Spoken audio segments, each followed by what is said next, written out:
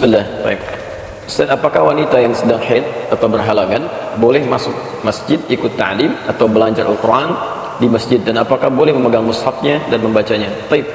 Ada dua persoalan di sini. Persoalan pertama tentang perempuan yang tengah haid masuk ke dalam masjid. Persoalan kedua, seorang perempuan yang tengah haid belajar Al-Quran. Ini dua hal yang terpisah. Baik, mari kita lihat dulu bahwa di masa Nabi SAW, perempuan-perempuan yang tengah dalam keadaan masa haidnya diminta oleh Nabi SAW untuk tidak mendekati masjid. Diminta untuk tidak mendekati masjid. Baik ya. Kenapa? Karena jelas keadaan dirinya belum dalam keadaan suci. Hanya oleh para ulama fikih dilihat apa ini teksnya, ya begitu diikuti. Jadi tidak banyak penafsiran-penafsiran. Sekalipun dalam beberapa hal suka menafsirkan juga gitu kan. Dalam beberapa hal. Baik. Misal saya beri contoh, ya Nabi menyampaikan nanti akan banyak datang orang-orang ke Mekah kan, dalam menunaikan haji, ada yang penunggang kuda, ada yang naik unta, ada yang jalan kaki. Dalam konteks seperti ini mereka nggak bisa dengan tekstual. Sebab bagaimana antum misalnya dari Indonesia mau datang ke Saudi sana mau haji pakai kuda susah gitu kan. Mau naik unta, untanya juga transfer dulu dari sana ke sini ya. Baik, mau jalan kaki kapan nyampenya ya? Sampai kiamat kurang 2 hari belum tentu nyampe gitu kan. Baik. Karena itu ditafsirkan, oh ini maksudnya kendaraan yang cepat, kendaraan yang nyaman, bisa lewat jalur udara ya, bisa lewat jalur laut dan sebagainya. Baik, jadi dalam menafsirkan hadis itu ada dua cara. Ada yang memang teksnya sudah jelas, tidak perlu ditafsirkan. Kalau teksnya sudah jelas, maka tidak perlu kita menafsirkan ulang, sehingga dengan itu bisa berpotensi menyalahi isinya. Ada yang kedua, yang dipahami konteksnya. Jadi yang dimaksud bukan kalimatnya, tapi makna di balik kalimat itu. Yang pertama disebut dengan al-fahmul lafzi, pemahaman kepada teksnya. Yang kedua al-fahmul ma'nawi. Misal, fahmul lafzi itu gampang ya, dalam beberapa hal. Dalam sholat kebanyakan. Dalam sholat itu nggak banyak tafsiran, jelas sekali. Jelas, ya. Kecuali nanti hikmahnya apa. Misal, kalimat takbir kan diucapkan dengan menggunakan Allahu Akbar. Tangan diangkat langsung letakkan. Jelas kalimatnya, faqulu Allahu Akbar. Katakan Allahu Akbar. Antum mau tafsirkan apa lagi? Oh, maksud Allahu Akbar itu Asmaul Husna. Boleh menyebut dengan nama selain itu. Itu tafsiran kreatif namanya. Ya, yang bisa merubah isinya. Ya, bisa merubah isinya. Karena itu ketika Anda menemukan kalimat seperti ini tidak perlu ditafsirkan lagi. Yang kedua maknawi. Maknawi itu yang melihat ini maksudnya di kalimatnya atau di isinya. Kapan Nabi mengucapkan? Kemana arah ucapan ini? Nah, dan umumnya kalimat-kalimat hadis itu ya sebagian besar menggunakan makna maknawi, tidak lafzi dia umumnya. Karena itu antum mesti belajar ilmu balaghah di sini untuk melihat maknanya kemana arahnya. Kalau maknawi seperti apa ditafsirkannya. Nah, sekarang saya beri contoh dulu yang maknawi sebelum masuk ke makna yang tadi, pertanyaan tadi. Misal, antum pernah dengar statement begini, sebaik-baiknya orang yang menunaikan sholat fardu itu di masjid, sedangkan sholat sunnah itu di rumah, ini kan? Ya, Nabi menyampaikan sallallahu alaihi wasallam, ya kan? Khair an-nawafil bima makna, salat-salat sunnah terbaik itu ma kanat fi buyutikum, adalah yang ditunaikan di rumah-rumah kalian. Malam takunil faraid, ya, sepanjang bukan salat-salat fardu. Nah, kadang berhenti sampai di sini, enggak diteruskan. Ya, wa baiti huna, sedangkan rumahku di sini. Kalau kalimatnya antum baca dengan menggunakan tekstual saja, sebaik-baiknya salat sunnah itu di rumah. Alhamdulillah, kecuali salat fardu, sepanjang bukan salat fardu. Baik, maka Anda akan simpulkan setiap salat sunnah Nabi di rumah. Jelas ya? Nah, tapi Imam Ibnu Hajar Al-Asqalani melihat ini bukan lafzi, ini maknawi. Ada kalimat dan rumahku di sini, maka dicek rumahku di sini, rumah Nabi di mana? Telusuri. Oh, rumah Nabi itu di masjid. Dempet dengan masjid. Berarti diartikan kata beliau, idza kana baituhu qariban minal masjid. Jika rumahnya dekat dengan masjid. Dekat dengan masjid. Sebab rumah Nabi ada isyarat di situ, qarinah namanya dalam ilmu balaghah. Ada isyarat kalimat itu disandingkan dengan kedekatan rumah Nabi dengan masjid, dan rumahku di sini. Kalau kalimat itu enggak ada, selesai masalahnya. Ya, berarti semua salat sunnah bagusnya di rumah. Tapi ketika dilekatkan dengan kalimat tadi ada isyarat dan rumahku di sini. Maksudnya cek rumah Anda sama enggak dengan rumah Nabi, antara jaraknya ke masjid. Kalau rumah Anda misalnya, mohon maaf, ya dekat dengan masjid, maka yang terbaik tunaikan di rumah supaya tempat sujudnya lebih banyak. Tapi kalau rumah Anda jauh dari masjid, jangan maksa. Saya mau kajian subuh di sini misalnya kan, masya Allah.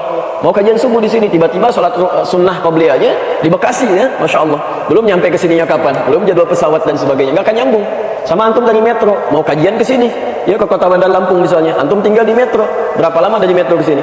Qabliyah punya di sana, nyampe sininya kapan? Begitu nyampe sini, ustaznya udah terbang gitu kan? Ya nggak akan nyambung. Nah, ini yang disebut dengan maknawi. Sekarang illat hukum bagi perempuan yang mau masuk ke masjid itu apa? Baik, fikih mayoritas mengatakan ini illat hukumnya ada kondisi, bukan nggak boleh masuk dirinya, tapi darah dikhawatirkan menetes ke tempat yang suci. Artinya apa? Kalau kemudian ada potensi-potensi atau keadaan-keadaan yang bisa menutup illat hukum itu, sebab hukum diterapkan itu. Kemudian misalnya sekarang ada semacam pembalut untuk perempuan, bisa dipastikan itu terserap dengan baik, tidak menetes kan, dan memang terjamin baiknya, maka itu nggak ada masalah. Nah, itu pandangan para ulama yang melihat kepada hadis ma'nawi. Adapun yang lafzi, dia tetap dengan kehati-hatiannya. Hati-hati, takut dikhawatirkan ada yang menetes atau tembus dan sebagainya. Karena itulah sebagian mengambil jalan tengah. Kalau memang perempuan merasa aman dengan keadaannya, silahkan, gak ada masalah dia masuk. Hanya dia tidak diperkenankan menunaikan amalan-amalan fardunya yang diwajibkan pada saat dia suci. Misal sholat, dia nggak perlu sholat. Jadi ketika dia masuk masjid misalnya, tidak perlu sholat sunat tahiyatul masjid. Dia tinggal duduk saja. Ya. Kemudian amalan-amalan selanjutnya yang saya teruskan pada jawaban kedua, membaca Quran misalnya. Ya. Baca Quran tidak diperkenankan. Bahkan di situ Imam An-Nawawi menyebutkan ijma' di situ. Dalam kitab At-Tibyan fi Adab Hamalatil Quran, jelas beliau menyampaikan di halaman 39, paragraf yang kedua, posisi paling kanan di pertengahan, kan? Beliau menyampaikan, laqad ajma'al ulama, bahwa para ulama telah berijma' ada anna al-haidha, bahwa seorang perempuan yang haid itu, awas hati-hati, dia terlarang ya untuk membacakan Al-Qur'an dalam keadaan dirinya ghairu tahir, ya, belum suci. Tapi awas, untuk sekedar memegang mushaf dia boleh. Jadi kalau memegang mushaf tidak ada masalah. Ya, yang tidak dibenarkan itu adalah ketika membacakannya. Karena yang disebut Quran itu bacaannya. Kalau tulisannya itu disebut dengan mushaf, dihimpun di satu jilid yang sama, disebut dengan mushaf. Jadi kalau megang nggak ada masalah. Yang jadi persoalan ketika dia bacakan. Ya. Kalau menyimak nggak ada masalah. Misal yang lain baca, dia menyimak, kemudian atau dia lihat terjemahannya, atau misalnya tajwidnya ketika dibacakan dia mendengar, kemudian dia praktekkan bacaan yang lain, itu nggak ada masalah selain Quran. Gak ada persoalan di sini. Tapi kalau menyengaja baca Al-Quran, kata Imam An-Nawawi, itu ijma' di situ tidak diperkenankan untuk menghormati kesucian Al-Quran. Karena ketika bacanya dibacakan itu ayat suci, sedangkan dirinya belum dalam keadaan suci. Jelas di sini ya. Tapi kalau megang gak ada masalah. Saya perhatikan beberapa perempuan tuh agak unik gitu ya. Kemudian mau pegang mushaf sedang haid pakai sapu tangan gitu kan. Ngapain untuk gunakan itu? Yang paling aneh, yang kirinya nggak pakai, yang kanannya pakai. Ya. Begitu dibuka, dalamnya pakai sapu tangan begini. Antum merepotkan diri sendiri gitu kan. Kalau megang nggak ada masalah di situ. Yang keliru itu ketika dibacakan, ya, menyengaja membaca. Kalau mendengar tidak ada persoalan, ya, tidak ada persoalan. Dan betapa beruntungnya seorang perempuan yang dalam keadaan demikian, masya Allah. Ya, ada perempuan suci nggak mau baca Al-Quran, nggak mau ikut ta'lim. Ada yang sedang haid masih mau belajar, gitu kan? Itu menunjukkan keimanannya cukup baik dalam sisi Allah Subhanahu Wa Taala. Karena itu jaga kalau anda sudah dalam keadaan demikian, karena tidak mudah mendapatkan nikmat keimanan seperti itu. Ya. Yang kedua, saya ingin sarankan agar setiap perempuan itu dalam keadaan sucinya dia memperbanyak amalan. Ya, karena ada hadis khusus yang terkait dengan ini di Al-Bukhari yang menyampaikan idza maridal 'abdu aw safar kutiba lahu mithla ma kana 'alaihi muqiman sahihan. Jika seseorang sedang dalam keadaan udhur, bahkan sakit atau dalam perjalanan safar dia tidak bisa menunaikan amalan rutinnya, maka pahalanya tetap diberikan secara sempurna. Ini rumus umum. Jadi kalau ada seseorang misalnya antum rajin ke masjid nih, kan pahalanya banyak tuh. Banyak sekali. Yang kalau sering ngaji di Riyadhus Shalihin itu, ya di bab pertama hadis nomor 10, posisi paling kiri sebelah bawah di riwayat Abu Hurairah. Banyak pahalanya. Ya, idza salatu rajuli fil jama'ati, ya salat seseorang yang ditunaikan berjamaah di masjid, tazidu ala salati fi baiti wa suqi. Itu lebih utama dibandingkan dengan salat yang dia tunaikan di rumahnya atau di tempat niaganya. Jadi kalau anda salat misalnya di rumah, sementara itu dekat masjid, di rumahnya berjamaah, ada anak perempuan minta diimami misalnya, bapaknya pilih di rumah, dia nggak ke masjid, itu ruginya luar biasa. Luar biasa. Sebab orang baru mau ke masjid aja, itu pahalanya sudah mengalahkan yang berjamaah di rumah. Anda sholat di rumah berjamaah, gak ke masjid, itu kalah sama orang yang baru mau ke masjid. Baru mau tuh, belum nyampe masjid tuh. Baru mau ke masjid. Bid'an wa 20 darajah. 23 derajat lebih. 23 lebih. Satu derajatnya jangan main-main. Masjidnya aja 25 derajat. Satu kedua 500 tahun. Dua ketiga 500 tahun. Itu belum berangkat. Kemudian kalau anda bisa wudu dulu di rumah, dzalika anna ahadahum, yang demikian itu kalau satu di antara mereka idza tawadda'a fa ahsana al-wudu, bisa berwudu dulu di rumahnya sebelum dia berangkat ke masjid misalnya, ya, kemudian dia menyempurnakan wudunya. Thumma atal masjid, kemudian dia berangkat ke masjid, maka tambah lagi pahalanya. Jadi kalau antum bisa kerjakan wudunya jangan di masjid, tempat anda mau berangkat. Walaupun tidak salah kalau wudu di masjid, nggak apa-apa, nggak ada masalah. Tapi kalau bisa dari rumah atau tempat anda beraktivitas seperti di kantor mau ke masjid, itu plus. Wa khutbah bi kulli khutwatin yurfa'u biha darajat. Setiap anda melangkah yang pertama diangkat derajatnya. Langkah selanjutnya yumha biha sayyi'at, dihapuskan kesalahan-kesalahan kecilnya. Itu belum nyampe masjid. Belum nyampe. Makanya tidak sedikit orang ketika mau berangkat pada tempat kebaikan meninggal di tengah jalan, diampuni dosanya oleh Allah Subhanahu wa taala. Ada, bahkan pernah orang bunuh 100 orang. Ya, pernah bermaksiat banyak, mabuk-mabukan, pernah berzina. Dia mau berubah. Dia mau ikut ta'lim pada tempat seorang syekh di masjid. Karena di Timur Tengah itu tempat ta'lim gak ada, jarang yang di rumah-rumah, sangat jarang. Umumnya di masjid.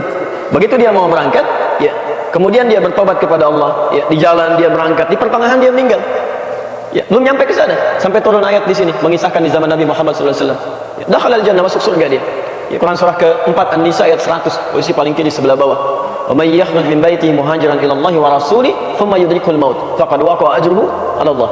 Dan siapa, Masya Allah, yang dia berusaha untuk berubah karena Allah dan Rasulnya, dia baru keluar berangkat, belum sampai ke tujuan, maut datang lebih cepat dari apa yang dia duga, kemudian dia wafat misalnya, faqad waqa'a ajruhu 'ala Allah, pahalanya dituliskan oleh Allah Subhanahu wa taala sempurna, ya. Maka teman-teman sekalian, Anda bisa bayangkan kalau ada seseorang baru di jalan saja pahala dapat. Masuk masjid, wa idza dakhala al-masjid, apabila telah masuk ke dalam masjid, ini yang paling menarik. Ini yang paling menarik. Kutibat alaihi ma kana fis shalah. Kutibat alaihi ma kana fis shalah. Maka dituliskan pahala salatnya sempurna padahal belum salat. Dituliskan sampai dia masuk, sampai ketika dia mengatakan Allahumma aftah li abwaaba rahmatik, ya Allah, mohon bukakan pintu-pintu rahmatmu. Wal malaikatu yaqulun, para malaikat langsung berkata, Allahumma arhamhu, ya Allah mohon rahmati orang ini. Allahumma ighfir lahu, ya Allah ampuni dosanya. Allahumma tub alaihi, ya Allah mohon terima taubatnya. Sampai dia salat, sampai dia ibadah di situ.